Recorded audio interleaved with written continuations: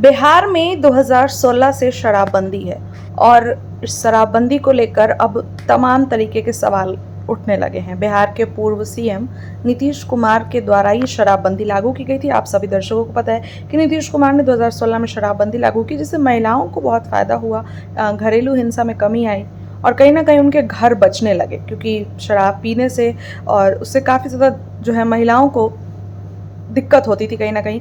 तो अब नीतीश कुमार का ये फैसला था। अब लेकिन सम्राट चौधरी की सरकार और सम्राट चौधरी के सीएम बनने के बाद बिहार में शराबबंदी की मांग उठने लगी है, समीक्षा की मांग उठने लगी है। और समीक्षा मतलब उस कानून को हटा देना। आप देखिए, बड़ा जो है वो सवाल खड़ा हो रहा है शराबबंदी को लेकर, जहां खुद सम्राट चौधरी ने एक बयान में कहा था कि बिहार में शराबबंदी जो है उससे कई लोग कम समय में ज़्यादा पैसा कमाना चाहते हैं, तो ये कहीं ना कहीं एक गलत चीज़ है। अब ऐसे में एनडीए के बड़े नेता ने शराबबंदी हटाने की मांग कर दी है। देखिए, पूरी खबर आपको विस्तार से बताती हूँ।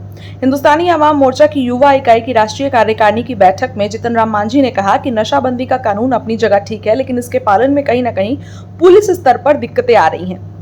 उन्होंने मुख्यमंत्री सम्राट चौधरी और बिहार सरकार से इस व्यवस्था पर गंभीरता से विचार करने की अपील की और गुजरात मॉडल की तरह बिहार में भी शराबबंदी कानून लागू करने की मांग की। मांझी ने गुजरात का उदाहरण देते हुए कहा कि वहां भी शराबबंदी लागू है, लेकिन कुछ लोगों को परमिट और तय नियमों के तहत शराब की अनुमति मिलती है। दरअसल जीतन राम मांझी का तर्क है कि बिहार में इसी तरह की व्यवस्था पर विचार किया जाना चाहिए, यानी कानून के साथ ऐसी व्यवस्था हो जिसमें तय नियमों के तहत सीमित छूट की गुंजाइश हो और अवैध शराब के कारोबार पर भी रोक लग सके। मांझी लंबे समय से बिहार की मौजूदा शराबबंदी व्यवस्था में बदलाव की मांग करते रहे हैं। शराबबंदी में बदलाव को लेकर मांझी पहली बार आवाज नहीं उठा रहे हैं। इससे पहले 2020 में भी उन्होंने बिहार में गुजरात के परमिट मॉडल को लागू करने की मांग की थी।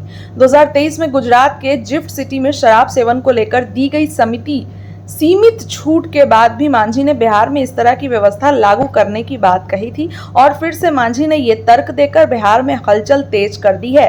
सख्त शराबबंदी के कारण अवैध शराब का धंधा बढ़ते जा रहा है। मांझी ने साफ साफ ये बातें कह दी है और इस कानून से आम लोगों को दिक्कत हो रही है।